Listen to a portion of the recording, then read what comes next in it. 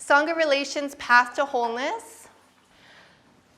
So here I'm using the 8 limbs of yoga, and I'm sure everybody in this room knows one of these 8 limbs, which is the physical poses called asana in yoga. We're going to look at the other 7 because there's 8 in total. In the Western world, we've become a bit obsessed with just this one aspect of yoga, and so I want to kind of break that myth for all of us today that that's all that yoga is. So that's the first line. Then we see that there are 4 divisions: the physical, emotional, mental, and spiritual. Human beings are adept in one of these 4 areas more so than the other 3. So you, for example, may be inclined towards physical athleticism. Some of us may be more inclined to kind of, studying subjects that like math and science, more mental kind of use of our intellect. And I know many of us in the room, you're counselors, you're therapists, so you're kind of more drawn to understanding the emotional kind of development, so you're more adept in that area. There's also a group of people that are adept in the spiritual field.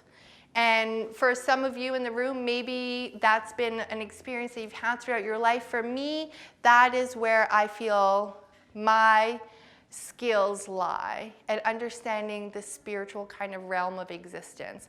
But we all have 4 parts. So we're all really kind of more inclined in one of them, but we really have all 4 of them. And just like we work out and exercise our physical muscles to get stronger, we have to think. We have to do activities that stimulate the brain in order to become more emotionally aware. We have to think about how we're feeling, how what we do makes other people feel. We're developing, cultivating our emotional intelligence.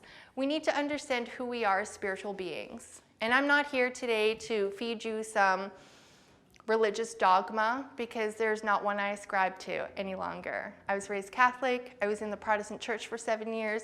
I've studied Buddhism. I lived in India for 2 years and worshipped with Hindu practitioners. I've read lots on Wicca. I'm very fascinated with occult mysteries and old world kind of traditions, metaphysical texts, philosophy. I feel like I have a good grasp on lots of these subjects, and I'm not here to sell you on anything.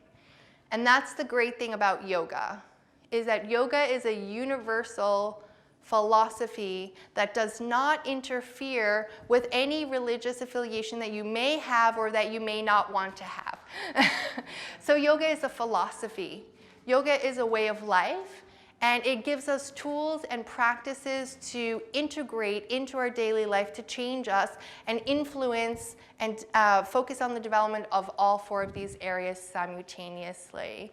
The outcomes of doing that are listed underneath. And so this is a chart that you can have. So for people who like charts and only work in one of the 4 areas, they're all right there for you. I'm going to talk about yoga now from the perspective of being a philosophy, a well-rounded kind of thing that we can all use to implement into our life.